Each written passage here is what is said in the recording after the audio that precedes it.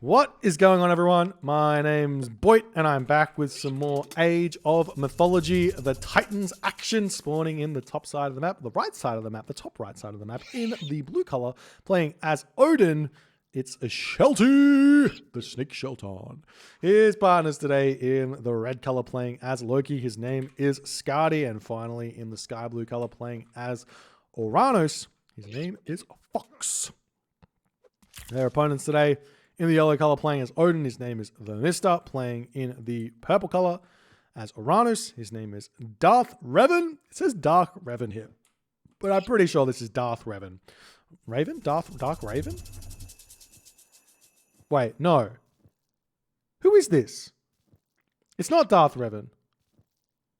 Because Darth Revan's on A4G. The Greek team. It's fine. Whatever. Playing as Uranus, and finally rounding out the team in the green color playing as Ra. His name is Julian Papa. So we've got a bit of an interesting one here. This is the map Fields of Punishment. Don't get it confused with Erebus. The difference is that there are these cheeky little things on the map. They're called walking berry bushes. They do 2 damage per second. They have 25 HP. And they're just a little bit annoying for your scouts to deal with, but they're just going to run them around. You can drop them in onto your opponent's base. So if you're playing as like Atlantean or something, you can run your oracles around, collect up the walking berry bushes, and then move them in onto your opponent's base and have them attack a villager. But it's just funny. It's just funny. Anyways, onwards and upwards. So let's talk about the team compositions now. So DoD is seeing this map as more of a high hunt-ish aggressive map. They go for the Odin, they go for the Loki, they go for the Uranus. This composition is hyper mobile, has a lot of opportunities to make serious deadly damage and things with this composition. And it's the real advantage of going for the like double Norse, especially with like Odin as well with the Loki, is that if there is going to be a Ra on the enemy team, it forces the Ra into a very certain box and prevents the Ra from doing what he wants to do. So here, Julian Papa has to really ask the question, do you go 2 town centers here, or do you go for the 1 town center play in order to keep his team in the game? Because there is a real big possibility that the Atlantean or the Odin down the bottom just get completely wiped off the map in the first 10 minutes of this game before the Ra even becomes useful here. So we'll have to see what the actual go is. Now, I do believe that Ra is a very, very strong pick in every single situation or every single circumstance against any 3 enemy teams. The problem is that you got to pick the right strategy. And I think there's this common thought amongst a lot of Ra players in team games that the only way to play Ra is going to town center tar. There are some bar strategies, but you know, if there's Loki in the game, bar strategies generally don't work. So the other strategies that Ra has got access to are some pretty crazy 1 town center all-ins. So you can go for like a 1 town center fast heroic into a very, very fast like Shifting Sands timing push, which probably would be really strong, as we see Dark Raven over here going up through Prometheus. We see the Prometheus of our Sky Blue Uranus player, Fox, and Freya coming through for the Mister over here, as well, the Mister the second, even though he's got 1 after him. Not the first, the second. The second coming. Anyways, 4 cities coming in for Loki over here. Skadi, no real surprises here on the advanced times. On the advances, a little bit of a unfortunate ox cart placement here from Shelty. He's going to fix that one up as the game is continuing. Scouting around with his Ravens, just checking what's the go. Now, the big question is going to be, what does Shelty do? Because he's in the unfortunate position of having to go up against the Ra. So the question really becomes, do you be aggressive on the Ra? Do you be aggressive on the Uranus here? You do have both of the Loki players in the middle here, so they can build forward and be attacking the Uranus really, really early. You can see that the temple is actually placed relatively forward here by Skadi as well. So they are looking to be very aggressive in this game as the longhouse is coming down now for the Mister. We're going to have Shelty dropping his longhouses fairly soon as well. As the Ravens searching around, they do find a citizen on the back over here, as I imagine that's exactly where that Valkyrie is going to be heading to start the game off. No surprise. I'd be surprised if it goes anywhere else. If if Shelty was paying attention or not. So we'll see how things are going to go as the Mr. now moving his own Valkyrie in. We'll find this location, but there's already a Hearser over here, so it's not really too much weakness here. As maybe the main base is a place to go, but you do have the town center to deal with, plus the villagers can just move over onto straggler trees and things like that and be completely fine. As we see the Valkyrie pushing forward, looking for something to attack. Kill this villager. Get him. Get him, get him. As the spy dropping down now onto the Mr. over here. This troll trying to pick off the Ulfsark as best as they can, but it looks like the Hearser have to retreat for the time being here. More longhouses or more units coming out over here as the Valkyrie does come over. And you can see, look, Scotty just says, I'm just going to go into the straggler tree. It doesn't do anything. And you can try and kill off a villager, but if the villagers decide to just turn around and shank, it's completely fine as well. As one Hearser does come back in defense, no problem. Units starting to come through for Dark Raven. Dark Raven as the town center for Julian Papa coming up. It is late. It's a very late town center, but this Pharaoh can get some good damage done onto this Valkyrie as one villager will end up going down here.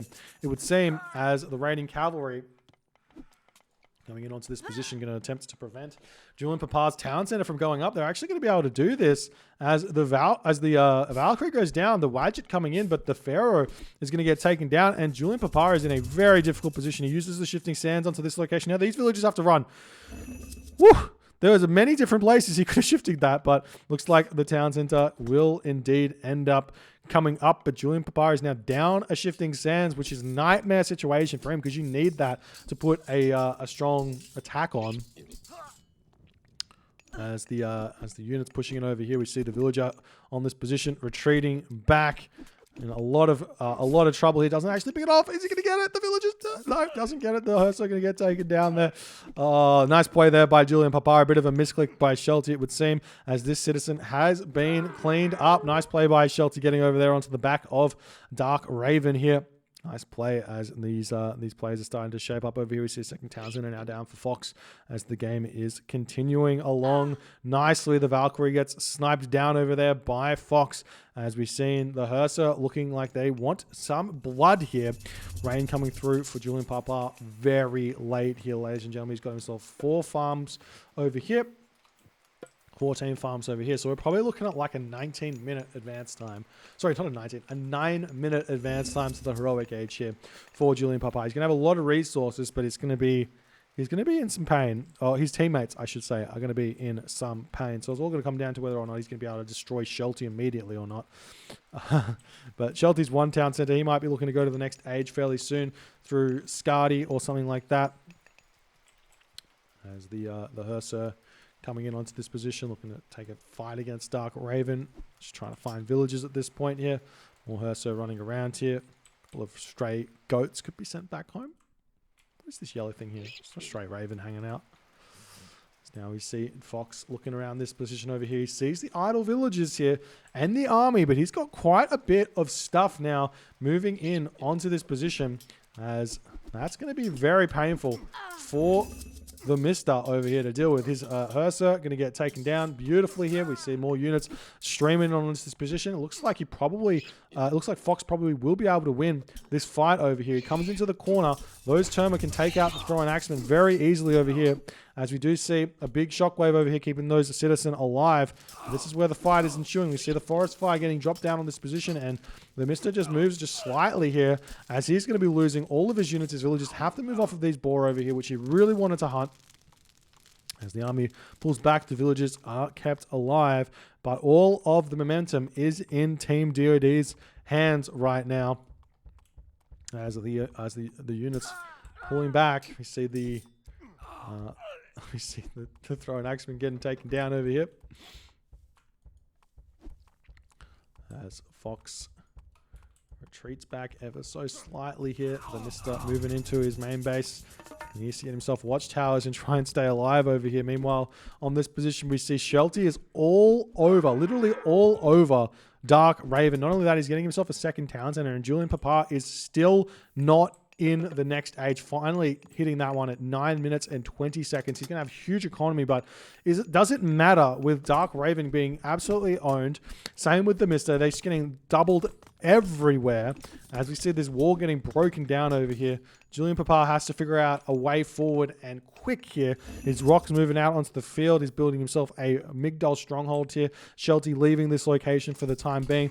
Fox pushing in here, taking down these units beautifully. We see the double coming in here from Skadi, taking so many villages down here. The Einhjar spawns as well.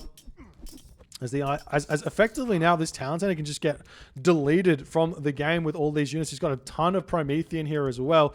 The Einhjar was in this location, so he can take down the town center. The villagers over here getting cleaned up. As Skadi is just having a field day with all the favor he's going to be getting. Another Valkyrie spawn. Watchtowers comes through for Mister, but that's late there as the raiding cavalry pushing into the main base of Dark Raven, and he's trying to do what he can do. But now we've got a second Migdol up. Julian Papa trying to start pumping his units out, but it's 10 minutes into the game, and he should be effectively, if he wanted to allow his partners to die here, he should have 115 population right now and be in his opponent's base, killing them with siege weapons, but he's not done anything of that sort. Skadi is now on the way for Shelty. As Shelty's moving around this map, looking for more to take down, and it looks like the Mister pushing a big shockwave coming in onto this position. How more villagers going to be getting taken down? Nice play there by Foxes, as the Mister has literally got nothing remaining. He can't gather resources. He's losing more villagers. They're going into his town center, but he's got nothing left here, as the Hersir is just simply running around the back of this location. No problems. And look, here's the thing. Here's the real rub of the whole situation. Shelty's not even behind here against Julian Papa. Yes, he might lose in like 10 minutes or something, but he is not behind, and he's going to be able to hold here for ages. And his team is just so far in front. So the question is going to be, can they convert here on this advantage? Bragi hits here for Skadi. He's going to be able to move into this main base, cast flaming weapons, do so much damage here. If he so chooses, he can just turn and take this fight if he wants, kill this town center if he so chooses, or just or group up with Fox and see what can happen here. We are seeing some cheeky side builds, or ghost buildings, I should say, by Dark Raven, but that's going to get taken down here relatively quickly here. Just cast flaming weapons and take the fight, I guess, but no. All right, it looks like Skadi's getting a little bit confused with his units. It gets a little bit glitched out here, and the Mister in that moment does decide he's just lost all of his stuff, completely taps out. Dark Raven here, the Mister just says, I don't want to play anymore, and honestly, I don't blame him. Julian Papa finally in this game, he's getting himself his cavalry out, and cavalry do beat up on these medium raiders, but honestly, there's just so many raiders here that it doesn't even matter, as Shelty is still technically in front here over Julian Papa, and that's the game, and that's part of the reason why Ra can struggle in these games, is if you don't play in the right strategy here and you allow those crazy mobile comps to run around and completely devastate your partners, you just don't get going. And PXx finds out the hard way against DoD, and they're going to have to go back to the drawing board for the next season because they are out. DoD wins this one 3-0. I would say in commanding fashion, but the first game was very, very close. The second game also could have gone PXx's way if they had a little bit more forethought about strategy there and preventing the fast wonder. But this was complete domination here. Well played by DoD. The Deities of Death going on to the semifinals, get their life in this tournament. The lifeline comes their way. If you guys enjoyed this game, please consider hitting the follow on the Twitch. If you're on the YouTubes, hit that subscribe button, and I'll see you guys in the next game.